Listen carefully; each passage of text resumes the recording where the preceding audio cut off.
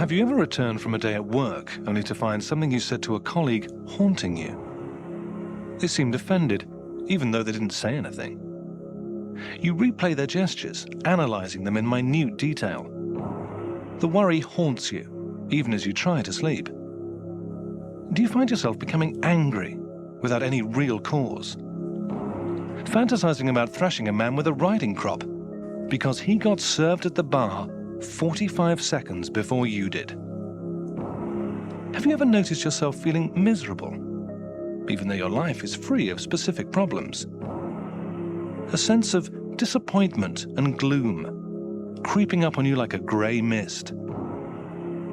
These symptoms, although easily dismissed, can be signs that you may have been ignoring your stress levels. The story of Sir Francis Drake engaging in the pedestrian sport of bowling while a heavily armed strike force makes its way towards him may not be historically accurate, but it is one of the oldest images of nonchalance in the face of pressure. Men are fed tales of heroic stoicism from childhood, leaving us with few doubts about the way we are supposed to behave when the going gets tough. Growing up watching James Bond look as though he was rather enjoying being pursued by a ruthless private army doesn't leave you feeling good when you find yourself losing sleep over a planning meeting. Stress is an everyday fact of life. Wherever we turn, whatever we do, life throws at us an almost constant stream of circumstances and events that we must adjust to and deal with. Sometimes the stress that confronts us may be relatively trivial and short-lived. The driver you just let out of a side street experienced sudden paralysis of the arm, normally used for a courteous wave. The checkout operator at the supermarket decides to strip down and clean every moving component of her machine just as it's your turn to pay for your shopping. If these minor everyday scenarios are enough to get your heart racing and your blood pressure soaring, imagine what the really stressful stuff may be doing to you. In particular, I'm thinking about those situations in which you don't feel in control, where you feel you just can't cope. In your personal life, it might be divorce, a death in the family, or getting caught up in the horrors of a sales mortgage chain when you're trying to move house. At work, it might be the extra responsibility that came with the new job you were so anxious to get, the lack of staff or budget you've been given to complete a project on schedule.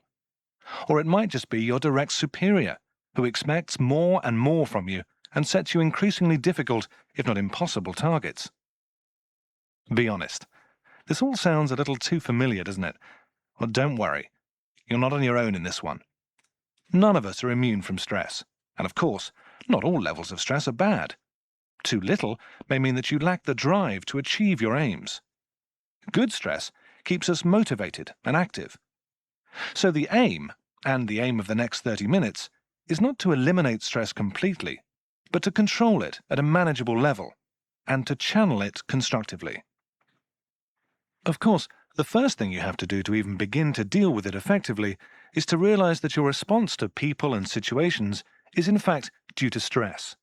Admit that, and you're on the way to doing something positive about it, learning to cope with it or managing it. And that's a skill that needs to be practiced and persevered with. So realizing you have stress at all is the first hurdle. But if you want some motivation as to why you should do something about it, then think about this. Stress can trigger or worsen real physical effects, such as headaches, asthma, eczema, indigestion, general fatigue, irritable bowel syndrome. Need I go on? Stress even increases your risk of catching a simple cold or flu. These aren't things to be ignored, even though some of them might just seem minor inconveniences. But if you can start to see a pattern, then there are long-term effects to consider. Without trying to put the fear of God into you while you're driving along in your car, or whatever you happen to be doing, the link between stress and heart disease has been known for some time. And there's an increasing belief in it heightening the risk of cancer, as stress can start to interfere with the smooth running of your immune system, and therefore your body's ability to destroy, for instance, cancer cells. Of course, it doesn't affect everyone in the same way. There are psychological as well as physical side effects. Stress is usually at the root of most of the anxiety and unhappiness you may feel yourself and see in your family, friends, and work colleagues. And the effects can take a hold of our lives much more rapidly than most people admit. In some cases, leading to alcohol and drug abuse, family rifts, impotence, depression, and even suicide. Grabbing a quick drink after work because everything seems to have gone wrong that day is not a problem. When you start to feel as if you can't go home to your family because they just don't understand, the drinking increases on a regular basis, and you seem to know more about the barman's day than your wife's, then it's time to do something about it. Catch it early, and you'll be all right. There are a number of ways to keep your stress levels in check. They include such things as exercise, so keeping fit is helpful, and diet. In particular, watch your intake of tea and coffee. But the most important is the obvious one, and perhaps the most difficult in the circumstances: learning to turn off. One of the most important skills to learn to start controlling stress is how to relax and do nothing. Do nothing? I know. I bet you think you haven't got time to do nothing. Most people's idea of relaxation is going to the pub or out for a meal with friends, or even watching TV. But even these can, in their own way, put your body and mind under some sort of stress. The most difficult, yet the most important thing to learn is how to allow yourself to take time out from your normal activities and focus on the basics: breathing and thinking. Breathing, the most natural of all activities, is something most of us make a surprisingly poor job of, which in turn adds to any feelings of anxiety we might have. The best way to breathe is from the stomach. But, you guessed it, all too many of us do even the simplest thing wrong and breathe from the chest. Chest breathers tend to take relatively short, shallow breaths into their upper chest, never really filling their lungs properly with air. Just try for a few seconds. Chest breathing is common in people who are anxious or stressed, and panic attacks and the feeling of breathlessness are common side effects. And because an insufficient amount of air is reaching the lungs, the blood is not properly oxygenated, and the heart rate and muscle tension increase, turning on the stress response. If you breathe from your stomach, however, your lungs are able to get plenty of oxygen, which is used when you burn food for energy, and at the same time eliminating waste products from the body. It can also reduce depression, muscle tension, irritability, and headaches. How do you breathe? Which moves when you breathe, your chest or your stomach? Breathing properly really is the easiest way to get instant relaxation, without drugs. Now try this simple exercise. Breathe gently in and out through your nose. Breathe out all the air from your lungs. Pause for a moment and begin to breathe in again. Concentrate on taking long, smooth, unhurried breaths. As you breathe in, push your belly out, as this will make sure you're filling the whole of your lungs with air. When your lungs feel comfortably full, pause briefly again, and then breathe out through your nose. Try spending the next minute or so doing this again, always making sure that your belly is moving in and out as you breathe. As you learn to be aware of your breathing and practice slowing and deepening your breathing pattern, you'll find that your mind and body will relax. The more you try it, you'll find that proper breathing becomes second nature. Once you've got the hang of that little lot, try adding counting to release even more tension. As you breathe in and out, count at each breath. 1 when you breathe out. Breathe in. 2 when you breathe out again. Count your breaths out in this way in sets of 4. Try for yourself. These are all things you can do in the car or wherever you have a moment to yourself. Now, here's one for use at home or work. It's a way of releasing stress and tension from the body by systematically relaxing the body's muscles. It's called progressive relaxation. When you're stressed, your muscles tense up, which in turn increases your subjective experience of stress. It's a vicious circle that's easy to get caught up in. Most of us don't even realize that our muscles are tense until we try relaxing them. What progressive relaxation does is to allow your muscles to break this cycle, as well as reducing your pulse rate, breathing rate, and blood pressure. It's based on tensing and then relaxing individual muscle groups in turn for about 5 seconds, letting go instantly, and then relaxing them for about 20. Try not to make the mistake of relaxing tension gradually, as this only gives the appearance of being more relaxed. Get into a comfortable position, either lying down or sitting with your feet flat on the floor and your head comfortably supported. Try doing the breathing exercises for a moment, just to start getting you relaxed. Now clench your right fist, tighter and tighter, concentrating on the tension in your hand and forearm as you do this. Hold this for about 5 seconds. Now relax quickly. Feel the looseness and notice the contrast with the tension just before. Repeat the whole thing with your left hand.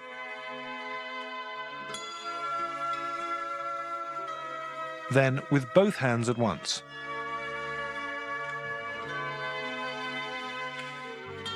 Now bend your elbows and tense both your biceps. Tense them as hard as you can and experience the feeling of tautness in the muscles. Relax. Straighten out your arms. Let the relaxation develop and feel the difference. Turning your attention to your head, wrinkle your forehead as tight as you can. Now, relax and smooth it out. Let yourself imagine your entire forehead or scalp becoming smooth and at rest. Now frown and notice the strain spreading throughout your face. Let go. Allow your face to become smooth again. Enjoy the relaxation. Now screw up your eyes as tight as you can. Relax them. Keep them closed, gently and comfortably. Now clench your jaw. Bite hard and notice the tension. Relax your jaw and let your lips part slightly. Feel how loose and easy your jaw feels. Really appreciate the contrast between tension and relaxation. Now, press your tongue against the roof of your mouth. Feel the ache in the back of your mouth. Relax. Purse your lips now into a tight O. Relax your lips.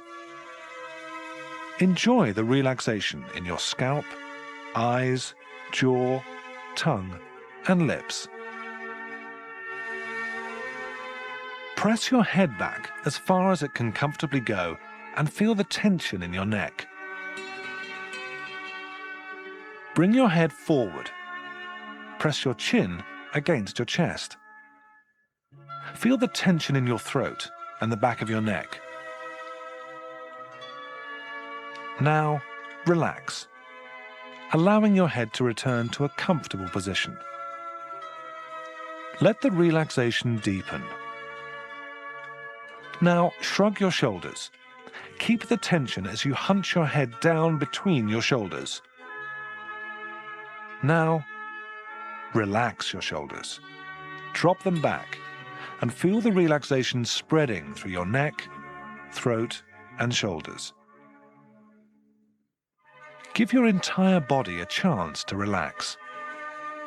Feel the comfort and heaviness. Now breathe in and fill your lungs completely, Hold your breath. Notice the tension. Now, exhale. Let your chest become loose. Let the air hiss out through your mouth. Continue relaxing, letting your breath come freely and gently. Next, tighten your stomach muscles and hold. Note the tension. Then, relax. Now, place your hand on your stomach. Breathe deeply into your stomach, pushing your hand up. Hold and relax. Feel the contrast of relaxation as the air rushes out. Now arch your back without straining. Keep the rest of your body as relaxed as possible. Focus on the tension in your lower back. Now sink back and relax, deeper and deeper. Tighten your buttocks and thighs. Flex your thighs by pressing down your heels as hard as you can. Relax and feel the difference. Now curl your toes downward, making your calves tense. Experience the tension. Relax. Now bend your toes towards your face, creating tension in your shins. Relax again.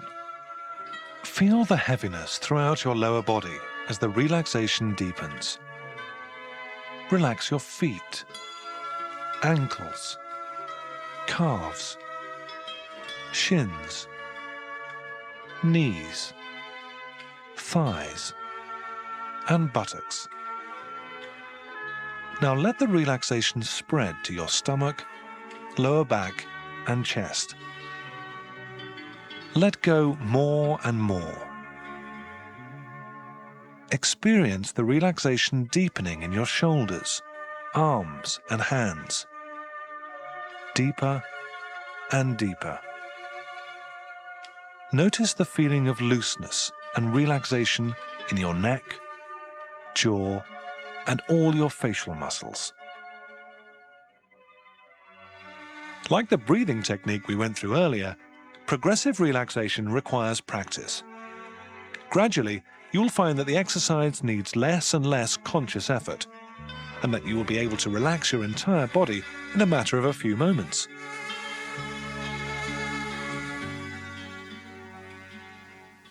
You've come to the end of the first part of this program. On side 2 of this tape, I'll be telling you about some different ways to relieve your stress. The next technique will teach you how to reduce stress with a commodity we can all have in abundance: our imagination. The effect that stress has on you is entirely dependent on how you react mentally to it. After all, there's a lot of truth in the saying, "You are what you think you are." For example, if you think sad thoughts, you feel unhappy. If you think anxious thoughts, you become tense. When you predict that you're going to be stressed out and miserable, then you'll almost certainly be right, because your negative thoughts will be reflected in your behavior. Refocusing your mind on a positive, appealing image is an effective way to combat feelings of stress or tension. Using visualization to conjure up positive mental images lures the body and mind into a state of deep relaxation.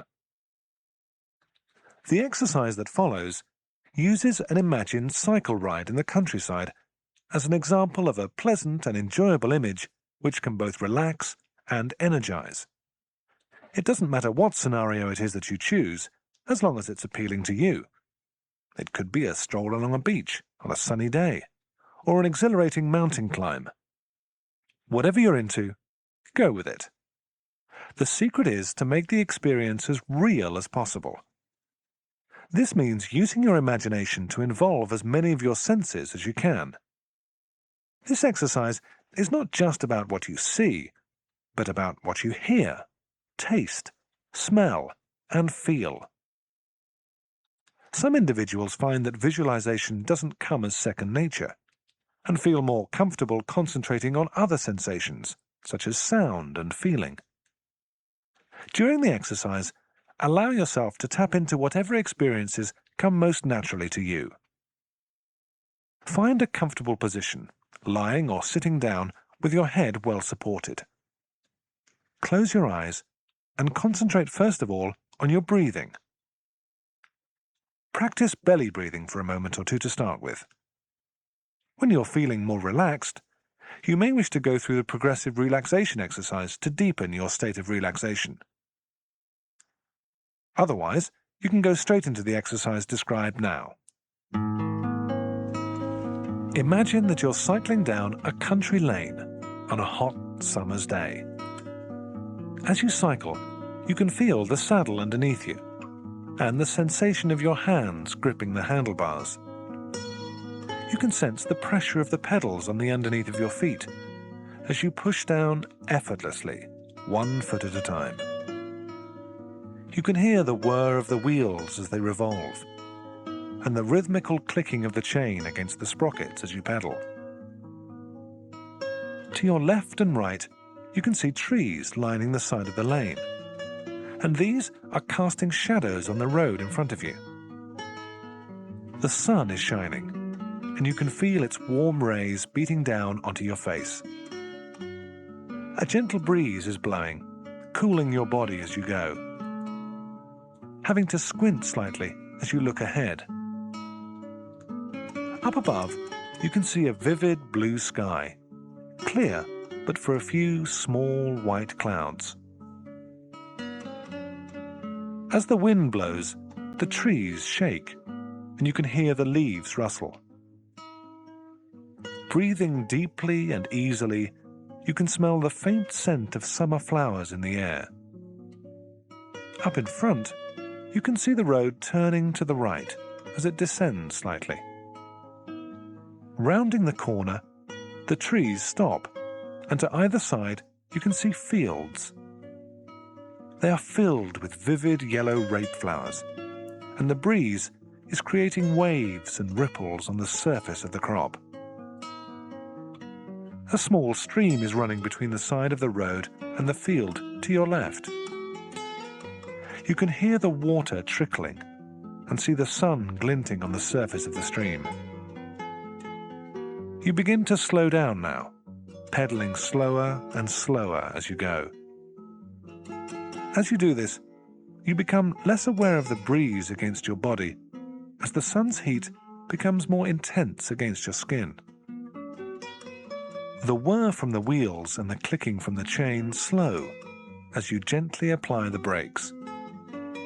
You can feel the tension in your hands and forearms as you do this, and hear the brake pads rubbing against the rim of the wheels. Very gradually, you come to a standstill and dismount from the bike. Take a few moments now, with your eyes still closed, to concentrate on your breathing as you begin to bring yourself back into the room. Don't rush. Let yourself become gradually aware of your environment and the sounds around you, and the feeling of the chair, bed, or floor underneath you. When you're ready, open your eyes.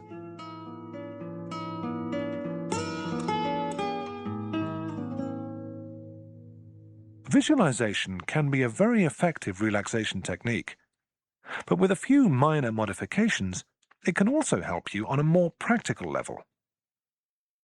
Research shows that mentally rehearsing scenarios through visualization can actually help us achieve our goals. This is called goal-oriented visualization. In one study done in the United States, a group of men were rated for their basketball throwing accuracy. Then, the men were divided into 3 groups. One group was told not to play basketball or even think about it for a month. The second group was told to practice throwing baskets for 1 hour each day. And the third group was asked not to practice, but to imagine themselves practicing throwing baskets for 1 hour each day. At the end of the month, all 3 groups were reassessed for accuracy. Not surprisingly, there was no change in the first group.